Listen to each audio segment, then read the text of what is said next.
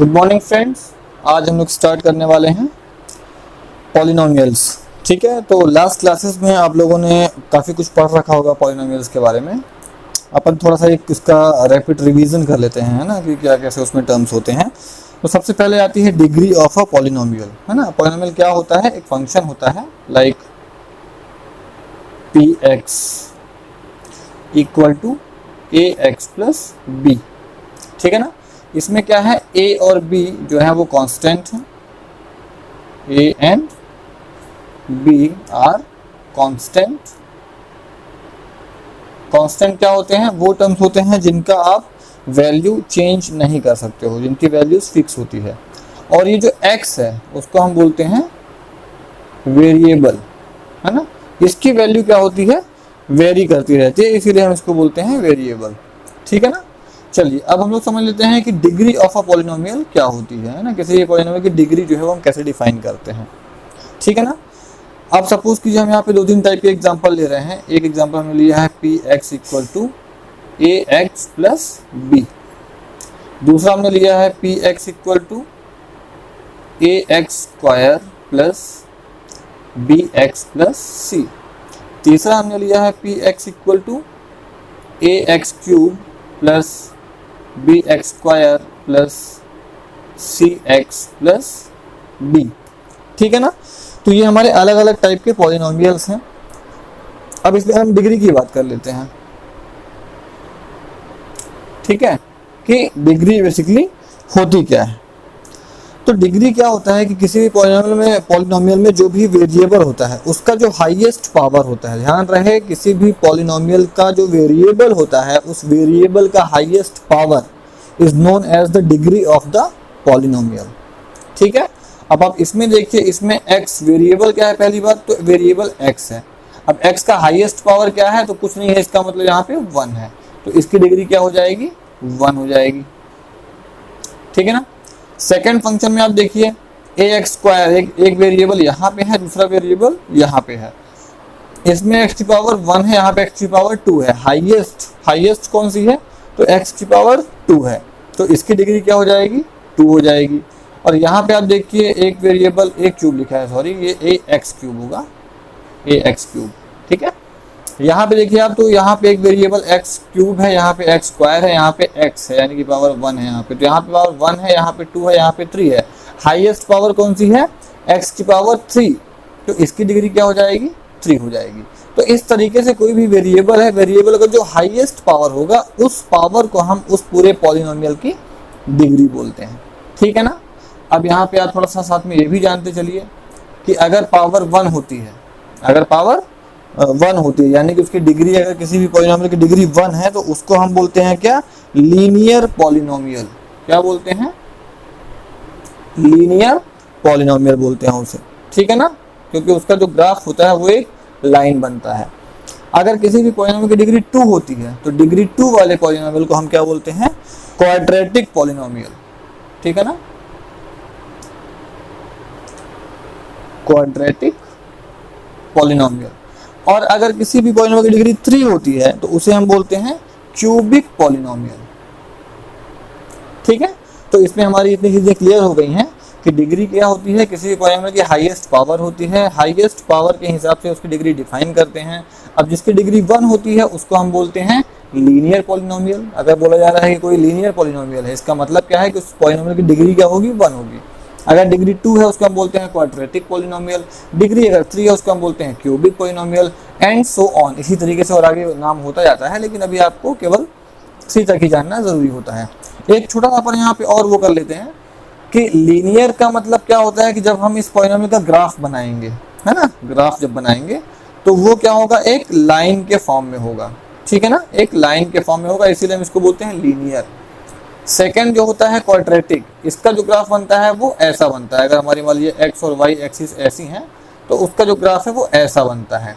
ये जो शेप होता है इसको हम बोलते हैं पैराबोला। ठीक है ना, क्या बोलते हैं इसको? हम पैराबोला बोलते हैं, इसको बोलते हैं पैराबोलिक शेप। ठीक है ना। अब ये कैसा भी हो सकता है, ऐसा हो सकता है, ऐसा हो सकता है, लेकिन वो रहेगा यू टाइप का, और ये जो एजेस हैं वो इनफाइनाइट तक जाती हैं। ठीक है ना, ये इनफाइनाइट तक जाता है।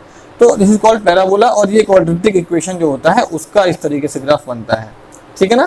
क्यूबिक का जो होता है ग्राफ वो थोड़ा सा बीच में कर्व लिए होता है ना, जैसे कि ऐसा रहेगा और फिर ऐसा रहेगा, इस तरीके से रहता है। तो क्यूबिक में क्या होता है, एक ऐसा हल्का सा शेप आता है, ये इसको बोलते हैं क्यूबिक पॉलिनोमियल। तो ग्राफ का जो ज्योमेट्रिक रिप्रेजेंटेशन है वो कैसा है, तो वो बताने के लिए मैंने आपको ये चीज़ यहाँ पे बताई है।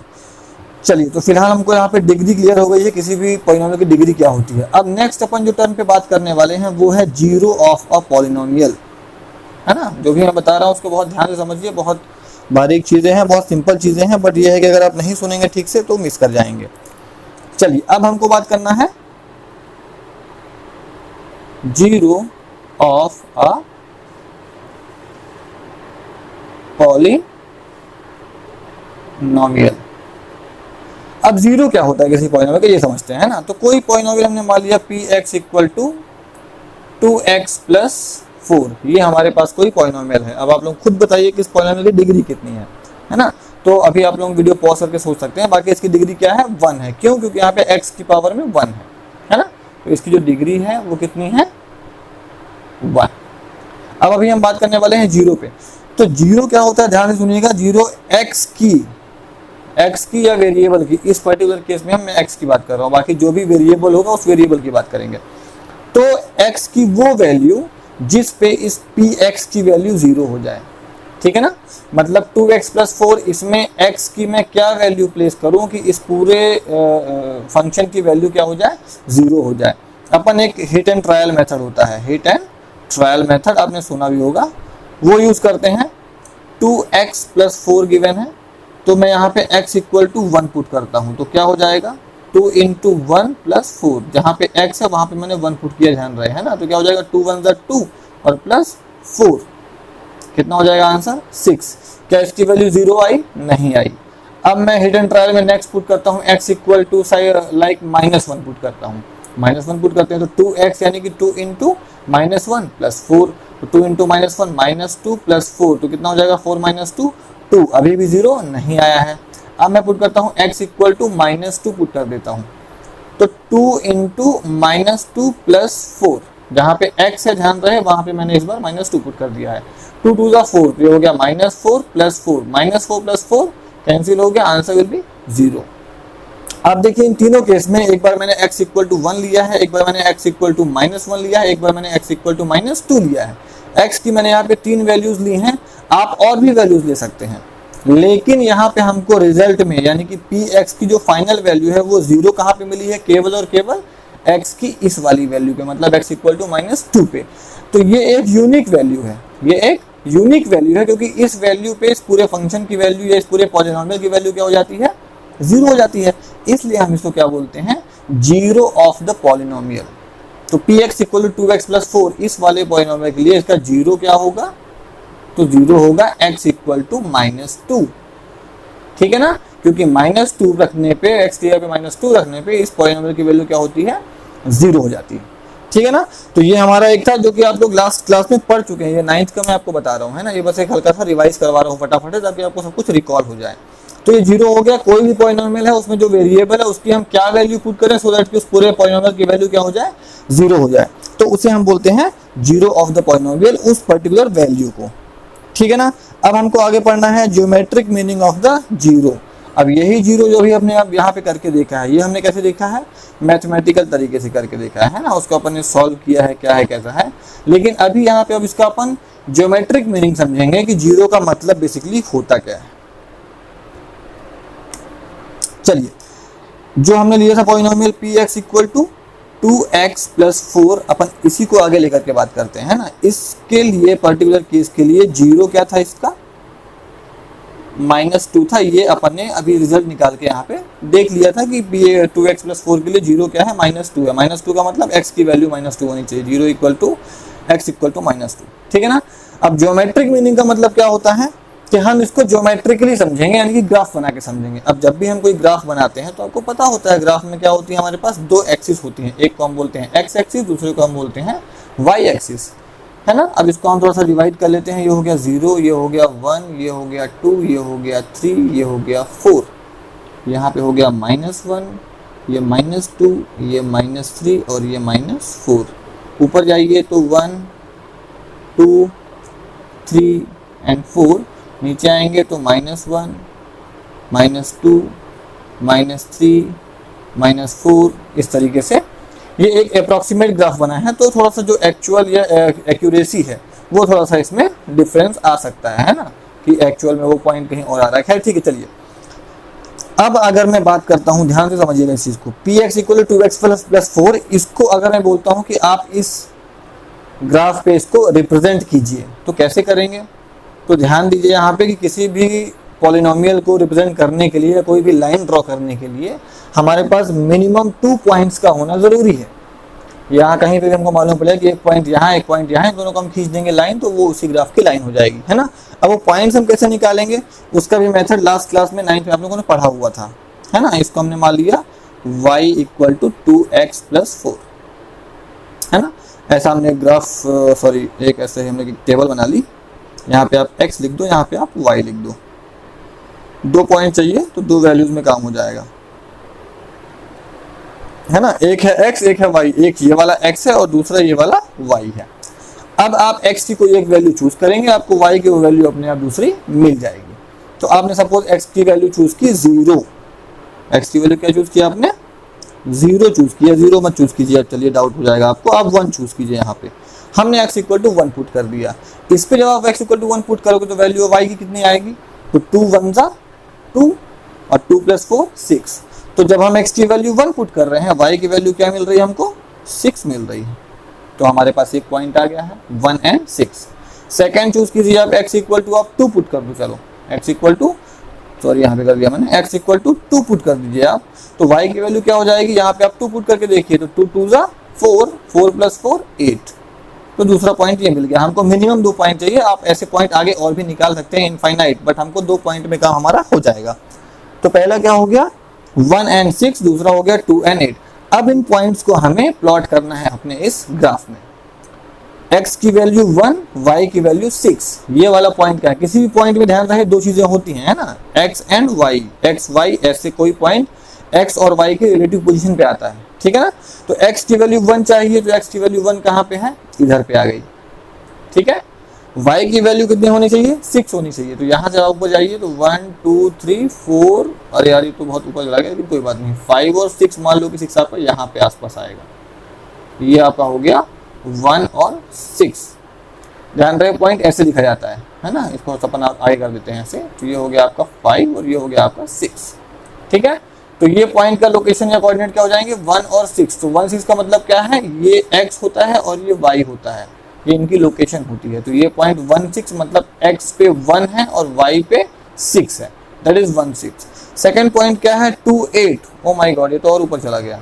चलिए ठीक है, तो ये हो गया 2 और 8 और ऊपर जाएगा तो कहाँ चला जाएगा, सपोज यहाँ चला जाएगा, ठीक है। एक्चुअली वो बोर्ड के बाहर चला गया था, इसलिए अपन ने एक दूसरी वैल्यू चेंज की है। बाकी सब सेम है, आपको निकालना वैसे ही है ना, जैसे अपन ने वो वैल्यूज निकाली थी। बट अभी अपने यहाँ ले रहे हैं कि x की वैल्यू हमने पुट कर दी यहाँ पे -1 पुट किया तो कितना मिला 2 1 2 -2 हो जाएगा, 4 -2 यहाँ पे 2 मिल जाएगा। तो -1 और 2 हमारा एक पॉइंट क्या हो गया -1 और 2। तो x की वैल्यू -1 यहाँ चले जाएंगे और 2 कहाँ जाएगा अपने को ऊपर, y की वैल्यू। ध्यान रहे x की वैल्यू हमको x एक्सिस पे लेनी है और y की वैल्यू हमको y एक्सिस पे लेनी है, ठीक है ना। तो x इक्वल टू -1, तो x पे -1 कहाँ पे है, यहाँ पे है, तो ये इसके सीध में जाएगा। और y की वैल्यू 2 लेना है तो 2 कहाँ पे है, ये y पे 2 यहाँ पे है। तो जहाँ पे इनका इंटरसेक्शन मिलेगा, मतलब कि पेन क्यों नहीं चल रहा भाई, हाँ चलो इंक भी खत्म है, सॉरी हो गई आज तो ये हो गया -1 और 2, ये हमारा एक पॉइंट हो गया यहाँ पे, ठीक। दूसरा पॉइंट क्या है -3 और -2, यानी कि x की वैल्यू में -3 पुट किया, 3 to the 6 -6 हो जाएगा और -6 + 4 कितना हो जाएगा, -2 हो जाएगा। तो y की वैल्यू कितनी मिल गई हमको -2, यानी कि -3 एंड -2। तो x की वैल्यू -3 आ जाएगा यहाँ पे और y की वैल्यू -2 आ जाएगी नीचे यहाँ पे। तो -3 और -2 का जो इंटरसेक्शन है वो लगभग आपका जाएगा यहाँ पे जाएगा ऐसे, ये ठीक है। ये तो ये पॉइंट हो गया -3 और -2 और ये पॉइंट हो गया कितना -1 और 2, ठीक है ना। ये हमको 2 पॉइंट मिल गए हैं। अब हम क्या करेंगे, इन दोनों पॉइंट्स को ज्वाइन कर देंगे। तो ये हमने इन दोनों पॉइंट्स को जो है तो ज्वाइन कर दिया एक सीधी लाइन के थ्रू। इसको आप आगे बढ़ा सकते हैं ऐसे, ये ठीक है। तो ये जो हमारी लाइन हमको मिल गई है, ये एक्चुअली इस वाले इक्वेशन का ही ज्योमेट्रिकल इंटरप्रिटेशन है, 2x+4, ठीक है ना। 2x+4 ये जो लाइन है आपकी, ये जो पॉलिनोमियल दिया हुआ है, इसका ज्योमेट्रिकल रिप्रेजेंटेशन अपने को ये लाइन के रूप में ऐसे मिलता है, ठीक है। तो कोई भी ऐसा पॉलिनोमियल होगा, आप ऐसे पॉइंट्स निकाल करके उसको पॉइंट मार्क कीजिए, उनको मिला दीजिए, तो जो आपको कर्व मिलता है, जो लाइन मिलती है, उसको हम बोलते हैं ज्योमेट्रिकल रिप्रेजेंटेशन। अब हम बात करते हैं, अपने वापस जीरो पे आते हैं, ठीक है ना। मैथमेटिकली एल्जेब्रिकली जब हमने इसको कैलकुलेट किया है तो x इक्वल टू कितना मिला हमको, -2 मिला था। लेकिन यहाँ पे अगर आपको केवल कोई एक ग्राफ दे रहा है और बोलता है इसमें बताओ कि इसका जीरो क्या होगा, तो आप देखो कि यहाँ पे ये जो ग्राफ है वो x एक्सिस को किस पॉइंट पे टच कर रहा है। ये जो ग्राफ है, ये जो लाइन है, वो x एक्सिस को किस पॉइंट पे टच कर रहा है। तो ये लाइन गई और यहाँ पे देखिए ये जो पॉइंट है, यहाँ पे वो x एक्सिस को टच कर रहा है या क्रॉस कर रहा है या इंटरसेक्ट कर रहा है। बात समझ में आ रही है ना। ये y है, y को कहाँ कर रहा है इससे मतलब नहीं है, x को कहाँ पे कर रहा है, और जहाँ पे इंटरसेक्ट कर रहा है इसका ध्यान से इसके कोऑर्डिनेट्स देखो क्या है। इस पॉइंट की वैल्यू कितनी है, -2, ठीक है ना। तो ये पॉइंट का डायमेंशन क्या हो जाएगा, -2, और y की वैल्यू है 0, देखिए है ना। तो -2 एंड 0। अब आप ध्यान दीजिए, ये वाला जो -2 है, ये वही -2 है जो हमको यहाँ पे मिला था। समझ में आ रही बात। तो इसका मतलब यह है, कोई भी जो ग्राफ है वो x एक्सिस को जहाँ पे इंटरसेक्ट करता है, जिस भी पॉइंट पे इंटरसेक्ट करता है, उस पॉइंट का x कोऑर्डिनेट केवल, क्योंकि पॉइंट के दोनों कोऑर्डिनेट होंगे है ना, x भी होगा और y भी होगा। तो y से हमको मतलब नहीं है, उस पॉइंट का केवल जो x कोऑर्डिनेट है उसको हम बोलते हैं उस पॉलिनोमियल का जीरोस, ठीक है ना। तो ये बहुत इंपॉर्टेंट है, ध्यान रहे। ज्योमेट्रिकल अगर अपन वे में समझना चाहें तो कोई भी ग्राफ है वो x एक्सिस को जहाँ पे कट कर रहा है, जिस पॉइंट पे कट कर रहा है, उस पॉइंट का x कोऑर्डिनेट उसका 0 होता है। तो आप देखिए यहाँ पे भी -2 पे कट कर रहा है और यहाँ हमको -2 इस तरीके से मिला भी था, ठीक है ना। तो ये हमारा हो गया है जीरोस, और ये हमने अभी देखा है केवल लीनियर पॉलिनोमियल्स के लिए। अब नेक्स्ट वीडियो में मैं आपको बताऊंगा क्वाड्रेटिक पॉलिनोमियल के लिए भी जीरो हम ज्योमेट्रिकली कैसे रिप्रेजेंट कर सकते हैं। उसमें 2-3 केस बनते हैं, तो वो अपन आगे नेक्स्ट वीडियो में डिस्कस करेंगे, ठीक है। फिलहाल अपन यहाँ पे खत्म करते हैं। अगर आपको ये वीडियो अच्छा लगा हो तो प्लीज़ इसे लाइक और सब्सक्राइब जरूर करें। Thank you very much, thanks for watching.